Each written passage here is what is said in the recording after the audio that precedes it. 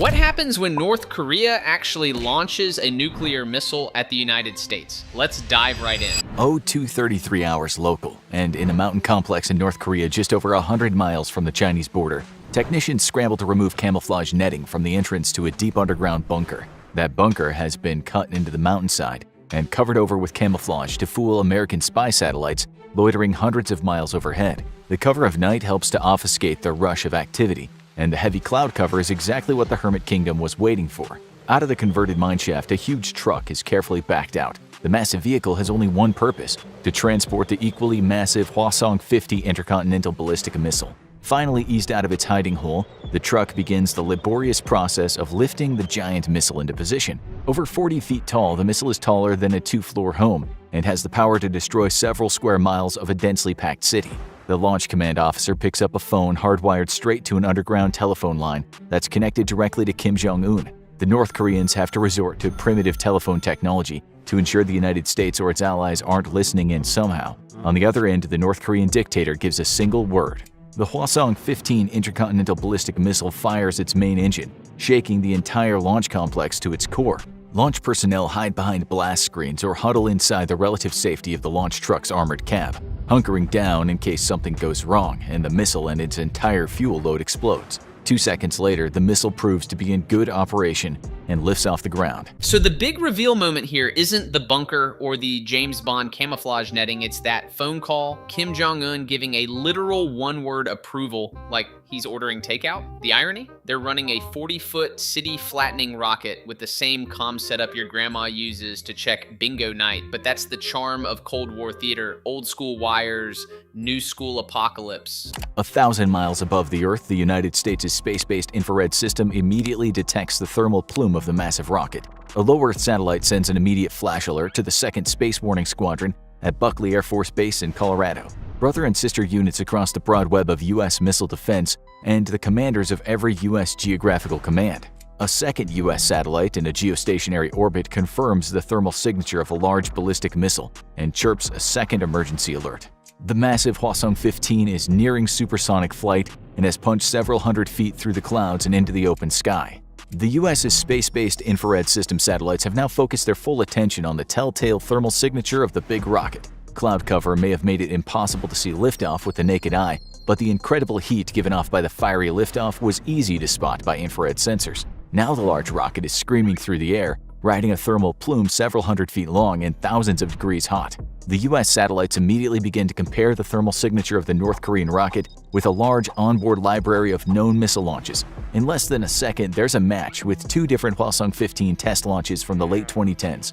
The confirmed match is immediately sent to U.S. Space Command. U.S. Space Force personnel are stunned by the multiple threat warnings from the space-based network and rush to pour through the data. Humans are far slower than machines though, and it'll take time to verify the threat. The North Korean missile is now twice as high as a commercial airliner, and its main rocket engine is still going strong. That moment when the US satellites instantly go, oh yeah, that's a Hwasong-50, like they're Shazam for nukes. Wild. The fact they've got a whole Pokemon-style library of missile signatures just sitting there is both impressive and terrifying. Meanwhile, the humans on the ground, totally playing catch-up while the rocket's already cruising at double your Delta flight altitude. Machines, 1 people, still opening the email attachment marked urgent. Space Force personnel have confirmed the launch as authentic. An emergency flash is dispatched to U.S. forces in South Korea and across the Pacific. It's impossible to know where the missile is headed this early in flight. Via hotline to the DoD and the White House, the alert is out. North Korea has fired a ballistic missile, possibly tipped with a nuclear warhead. The main engine on the Hwasong-50 shuts down as it runs out of fuel. The missile coasts for a brief second, traveling at several thousand miles an hour now in the upper atmosphere, before a series of explosive bolts just under 3/4 of the way up separate the first stage of the rocket from the second stage. A second later, the second stage engine fires, and the vehicle lurches forward as it prepares to exit the Earth's atmosphere. An aide rushes to interrupt a meeting between the President of the United States of America and the leader of a partner nation. There's no time for formalities, and the President is practically dragged out of the room so he can be informed. North Korea has launched a nuclear attack. Target is still unknown. The President immediately heads for the highly restricted, and secretive Situation Room in the heart of the White House. From there, he'll be able to communicate with American forces around the world and defend real-time tracking data from various American assets. The image of a president being yanked mid-meeting like, sorry, diplomacy can wait, there's a nuke in the sky, is peak 21st century chaos. Stage separation at Mach, who knows what is terrifyingly elegant, explosive bolts doing their thing while Washington scrambles for coffee and secure headsets. And the phrase, target still unknown, that's the geopolitical equivalent of hearing your smoke alarm go off, but not knowing which room is on fire. U.S. Space Command issues an order for radar installations in South Korea and Japan to begin tracking the North Korean launch. Sea-based Spy-1 radars on American naval vessels are networked into the massive surveillance effort tracking the North Korean missile. While boosting into space, the missile is at its most vulnerable, but the United States still lacks its capability to rapidly destroy a missile during this initial phase. With development on high-velocity projectiles and directed energy weapons, it's hoped that in the near future, U.S. forces will be able to down a missile during this vulnerable phase. For now, though, all U.S. assets can do is watch and gather data which will help determine where the missile is headed and which missile defense assets to activate. With a nuclear threat confirmed, the United States Secret Service begins preparations to move the president to a secure and highly classified location. If the missile is aimed at the White House, the president has less than 40 minutes to vacate. U.S. terminal high-altitude defense batteries in South Korea, Guam, and Hawaii are activated. Their powerful AN/TPY-2 radars begin sweeping the sky for signs of the threatening missile. Designed to obliterate an incoming ballistic missile during its terminal phase, the batteries of the interceptors are currently useless and can only defend the areas they're assigned to. Patriot missile defense batteries in the U.S. bases across the Pacific go on alert. These too are short-range defenses which are only useful for defending specific locations. U.S. Aegis-equipped warships in the region are given the same alert.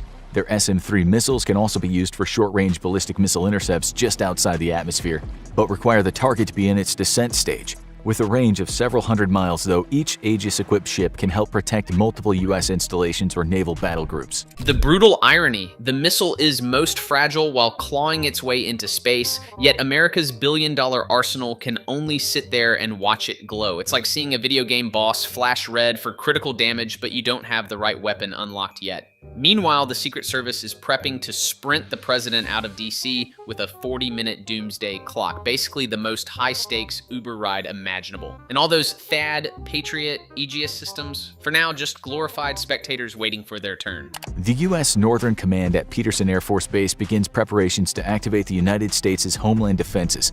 At Fort Greely, Alaska, and Vandenberg Air Force Base in California, the ground-based mid-course defense system is activated, a collection of 44 interceptors. These missiles have a far greater range than either the mobile THAAD or the Navy's SM-3 missiles and are designed to intercept a target in the mid-course before it's had a chance to enter terminal phase and is still cruising through space.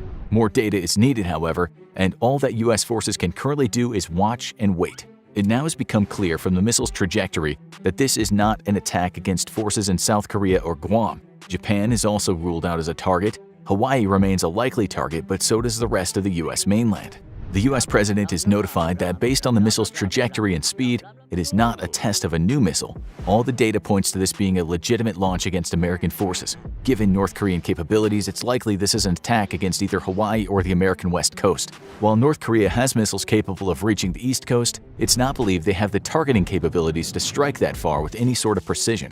The president authorizes the use of ground-based interceptors against the incoming threat and order the U.S. Navy ships near Hawaii or the American West Coast to move into positions to best protect major population centers. Across the United States, a fleet of specially modified aircraft put into the air. These big planes are loaded with communications gear and hardened against electromagnetic pulses. They're known as doomsday airplanes because it's their job to ensure that the President of the United States can remain in contact with all U.S. military forces, even in the event of a massive nuclear strike against the homeland. The planes will fly high enough to avoid being caught up in destruction below and provide a direct airborne link between each other and surviving space and ground stations across the world. They will not come back down until the crisis is over, with a special fleet of aerial tankers dedicated to keeping them fueled and flying. The phrase "watch and wait" feels almost medieval, except now it's Alaska and California bristling with 44 space-intercepting spears instead of knights on horseback. The kicker? This isn't a drill. Hawaii or the West Coast just got penciled in on Pyongyang's menu, and that's enough to launch America's doomsday planes. Giant airborne bunkers that basically say, fine, blow up the ground, we'll run the country from the sky. It's part Mad Max, part Microsoft Teams with nukes in the background. For the moment, they settle into an orbital pattern across the West Coast, the East Coast, and the American heartland. The full might of the U.S. nuclear triad is officially on alert and prepared to retaliate against any potential threat, with the possibility of another nation using the cover of a North Korean strike to attack the U.S. with its own weapons. America from this point on has to be prepared to fight a nuclear war against any adversary. Troop recall orders are issued for American units across the world, informing soldiers they must drop whatever they're doing and immediately report for duty. Nuclear-capable aircraft are prepared for a possible nuclear mission, and nuclear munitions are prepared for possible loading and launch. Deep in the darkest recesses of the world's oceans, the American nuclear ballistic missile submarine fleet makes its own preparations to rain down apocalypse on the president's command. The second stage of the Hwasong-15 missile runs out of fuel. The payload detaches from the second stage and, using a chemical-powered thruster, adjusts its course and heading. The missile is now flying unpowered, riding the incredible momentum built by the massive two-stage rocket and moving as much as 4.2 miles a second. U.S. Space Command issues new tracking data on the North Korean missile and confirms separation of the payload from the second stage. Based on this new data, Hawaii is ruled out as a target. Current speed and elevation dictate that a hit on the southern American west coast is likely.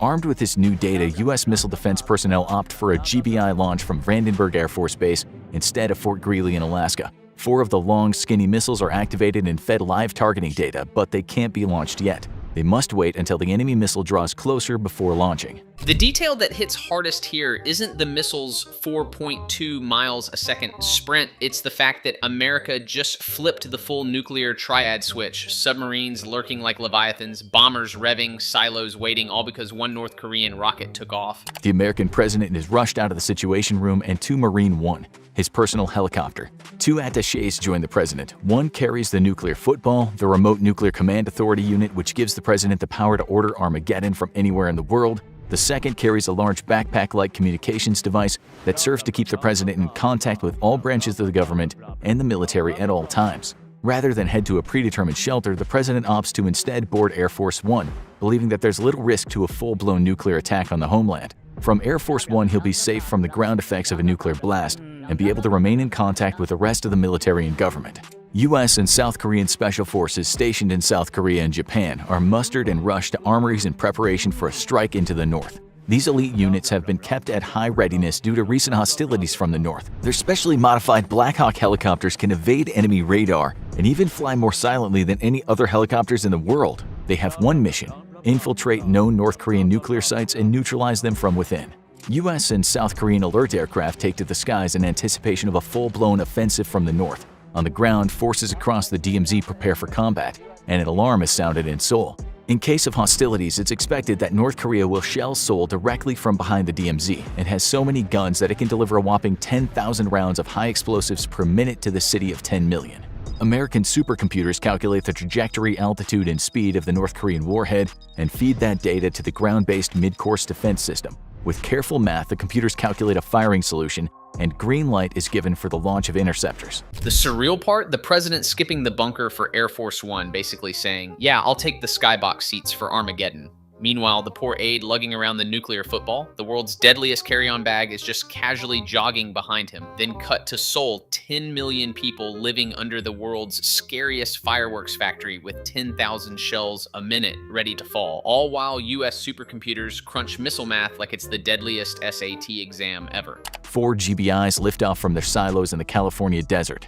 The missiles will fly not to where the North Korean nuke is, but rather where it will be when they intercept it, with a dumb kinetic warhead that will destroy the enemy nuke through sheer kinetic energy. As they lift into the sky, TPY-2 and sea-based radars are networked together and feed them a steady diet of tracking data. In Guam, Japan, and South Korea, air crews rush to their aircraft in anticipation of full-blown war with North Korea. First up will be F-15s and F-16s to establish air dominance. Normally, stealthy B-2 bombers would slip in behind the air superiority fighters to take out critical air defenses and communications nodes, but the bulk of the B-2 fleet is in Missouri and unprepared for combat. Instead, the Air Force's Big Stick, the B-52, is prepared for immediate action. These aircraft will require at least an hour to prep, but taking off from bases across the South Pacific will be able to put steel on target within the day.